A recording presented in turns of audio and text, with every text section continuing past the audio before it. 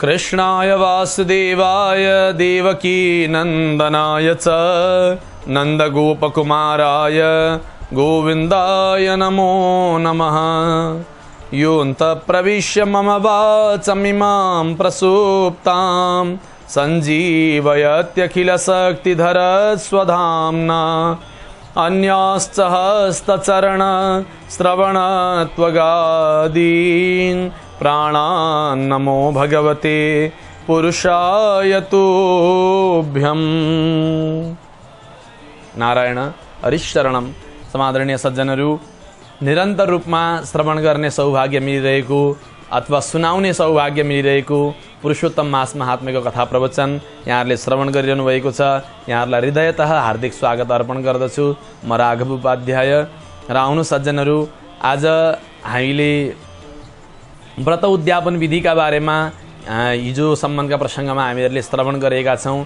आज 26औं अध्यायमा व्रत तोड्ने विधि, अब जो हामीले निरन्तर रूपमा व्रत गरेका छौँ यो पुरुषोत्तम मास महात्म्यको, तोड्दाखेरि कसरी व्रत तोड्न सकिन्छ अथवा व्रतलाई सकेर अब कसरी नयाँ चिजहरूको सेवन गर्ने भन्ने कुराहरूको चर्चा 26औं अध्यायमा यो बृहन्नारदीय पुराण अन्तर्गत वर्णन गरिएको छ। आउनु समादरणीय सज्जनहरू, सो प्रसङ्गमा हामी अब केन्द्रित हुँदैछौँ।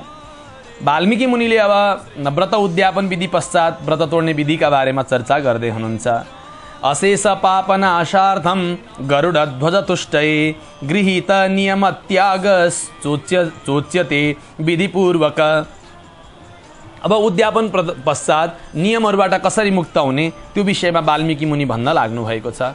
अब भन्नुहुन्छ, अब समस्त पापहरूलाई नाश गर्ने गरुडध्वज भगवान अर्थात् भगवान विष्णुलाई प्रसन्न पार्नका लागि पुरुषोत्तम महिनामा गरिएका व्रतहरूको विधिको बारेमा चर्चा हुँदैछ। हे राजन, राति मात्रै एक छाक खाने गरेका व्रती मनुष्यले के गर्ने त भन्दा ब्राह्मणहरूलाई भोजन गराउनु र नियम फकाउनु, अनि नमागिकन जो मिल्छ त्यही खाने व्रतीले व्रतान्तमा सुन दान गर्नु भनेर भनिएको छ। यो व्रतको अब जसरी हामीले श्रवण गर्दैछौँ हुनसक्छ सबै चिज हामीले दान गर्न नसक्ने हुनसक्छ।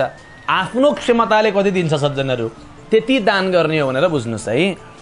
त्यस्तै गरेर जुन व्रतीले औँसीका दिन मात्रै खान्छ उसले व्रतान्तमा दक्षिणासहित गाई दान गर्नु भनिएको छ। जुन व्रती मनुष्य दिनौँ अमला भिजाएको जलले मात्र स्नान गर्दछ उसले दही अथवा दुध मात्रै दान गर्दा पनि हुन्छ।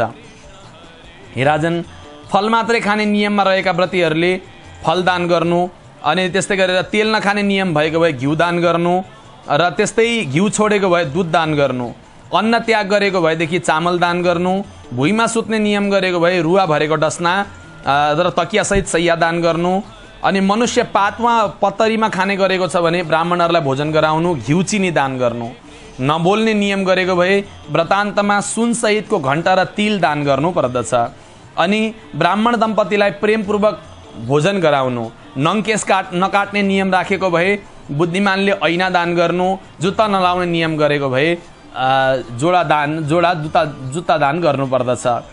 त्यस्तै नुन त्यागेको भए स्वादिला फलका रसहरू दान गर्नु, महिनाभरि दीपदान गर्ने अर्थात् बत्ती बाल्ने गरेको मनुष्यले व्रतान्तमा दियै सहित बलेको बत्ती नै दान गर्ने। हेर्नु, यो पुरुषोत्तममा विशेष गरेर 4वटा वस्तुको दान अति श्रेष्ठ छ।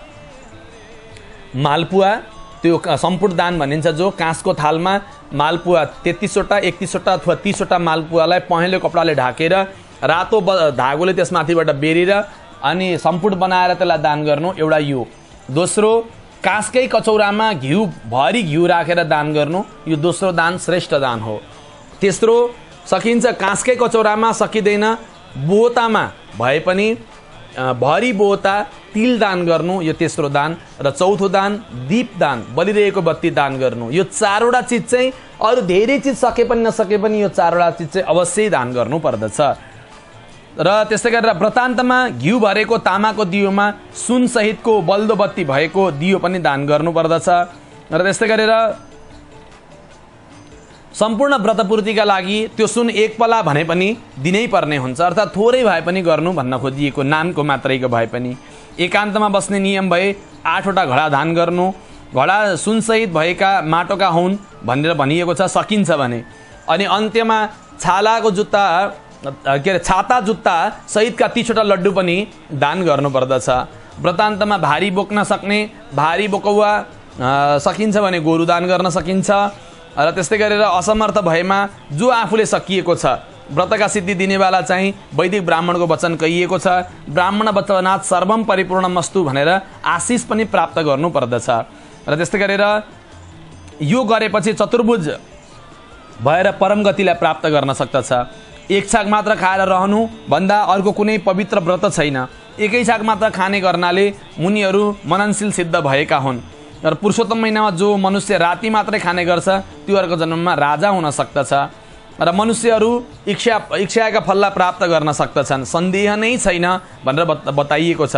मुनिहरू दिनको दोस्रो भाग मध्याह्नमा खाने गर्दछन्, यदि भने दिनको तेस्रो प्रहरमा अर्थात् मध्याह्न ढल्केपछि पितृहरू खाने गर्दछन् रे।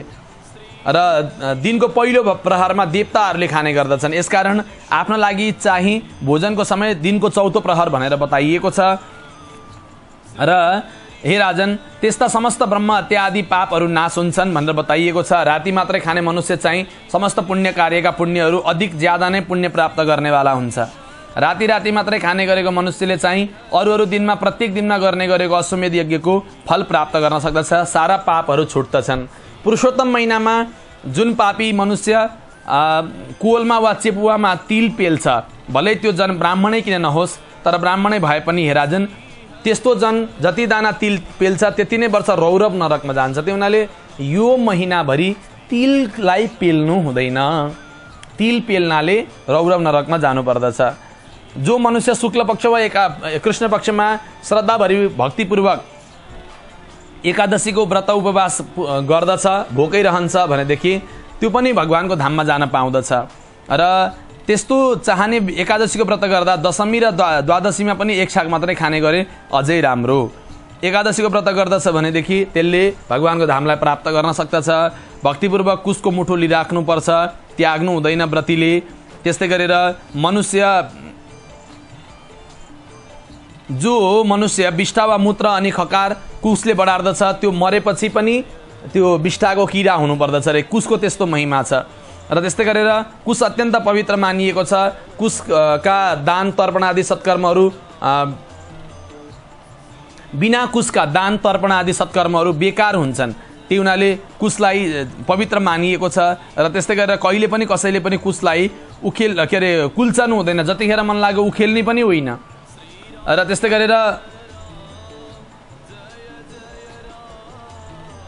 गरेर के बताउनु भएको छ भनेदेखि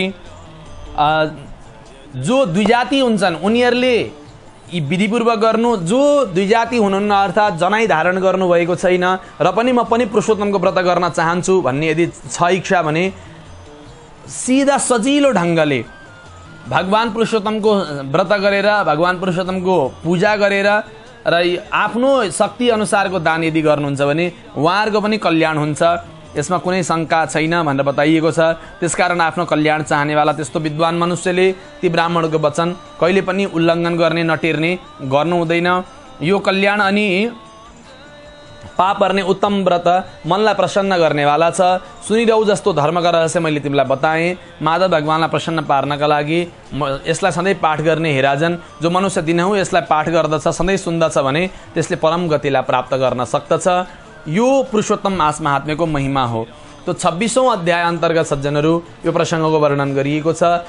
यहाँ कतिपय अर्थमा के लाग्दछ भनेदेखि द्विजाति बाहेक एउटा सानो चर्चा सुनाइहाले। द्विजाति बाहेक अरूले व्रत नगर्नु अथवा अरूले चाहिँ सविधि जुन बताइएको छ, जस्तो जस्तो विधि बताइएको छ त्यति गर्नु परेन भन्नुको अर्थ धेरैलाई हेपिएको, हामीलाई चाहिँ यसरी नगर्नु भनियो भन्ने लाग्न सक्छ। त्यस्तो होइन कदापि। अपितु हो के भनेदेखि अझै सरलीकृत रूपमा गर्दा पनि त्यही पुण्यलाई प्राप्त गर्न सकिन्छ भन्ने उद्देश्य मात्रै हो। त यो प्रसङ्ग मैले हजुरलाई निवेदन गरेँ। अब हामी बडो भाग्यशाली छौँ। पुरुषोत्तम मास महात्म्यको कथा प्रसङ्गलाई हामीहरूले सुन्ने सौभाग्यलाई प्राप्त गरेका छौँ। निरन्तर श्रवण गर्दै रहनुहुनेछ।